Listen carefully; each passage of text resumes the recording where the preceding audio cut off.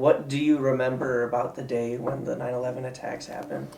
Okay, it was a Tuesday morning. It was beautiful blue skies here. It was early in the morning. Everybody's in at work at 8 o'clock, and so it was, I don't know if it was 8:45, something like that. So September 11th was unique for me because I was a senior in high school. I had just turned 18 a few weeks before. I, instead of going to high school, went to classes at Kent State, and I was in a class called American Politics. I was at work, and obviously this was before cell phones and everything existed, so I remember my wife calling me and saying an airplane just flew into one of the World Trade Centers. And I went, what? What are you talking about? We have a very tragic alert for you right now. An incredible plane crash into the World Trade Center here at the lower tip of Manhattan. All of a sudden, everybody's like, what? You know, nobody knows what this even means. What is going on? I mean, a plane flew in, how can that even happen? I guess the very first plane was hit, we thought it was an accident, and we went out on TV in the hallway and watched it live as the second plane hit. It became very clear that there was a problem. Another plane just flew into the second tower. This has to be deliberate, folks. Cameras are all rolling and you see another plane fly into the South Tower. And now we know something's really whacked and out, you know, out of the norm here. And all of a sudden now, as a business owner, I've got employees starting to freak out.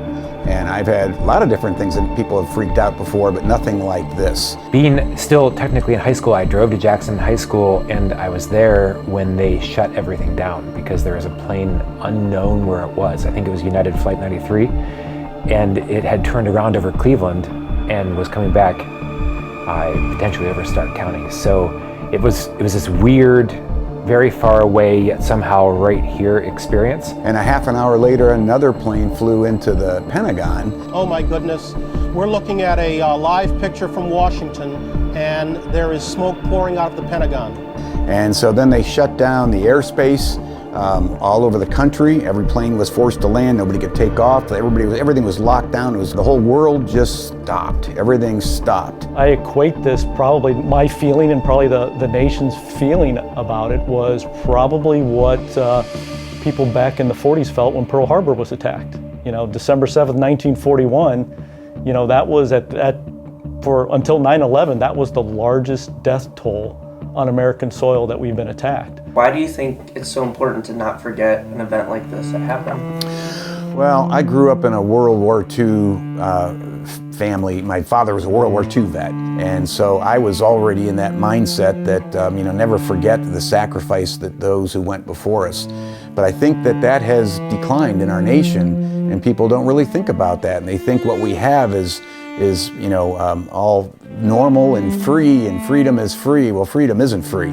And people paid a really tough price so we could all have freedom.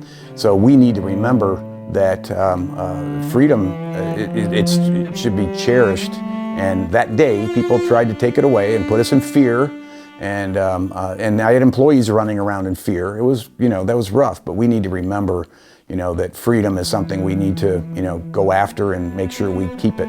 Well, it's always important to remember that we're not invincible as a country. Nobody really is. You can always get attacked at any time. The main reason I don't want to ever forget, I've actually visited all of those sites.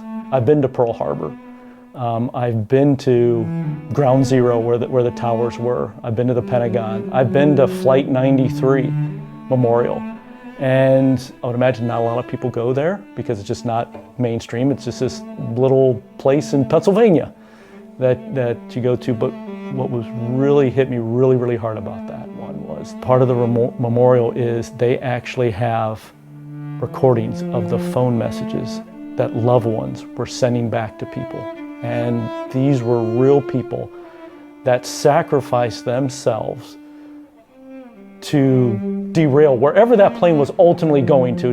We probably will never really know where it ultimately was going to, but they really took their lives and saved wherever the plane was going, the lives that they would have taken then. Going with my kids to then walk them through and take them through the memorial and through the Oculus and all the different things in New York City, and helping them understand the magnitude of not only the scope of the buildings, but the loss of life. It is imprinted, I think, on everyone that was alive in that moment, but it's something that we should bring that history forward for everyone else as well.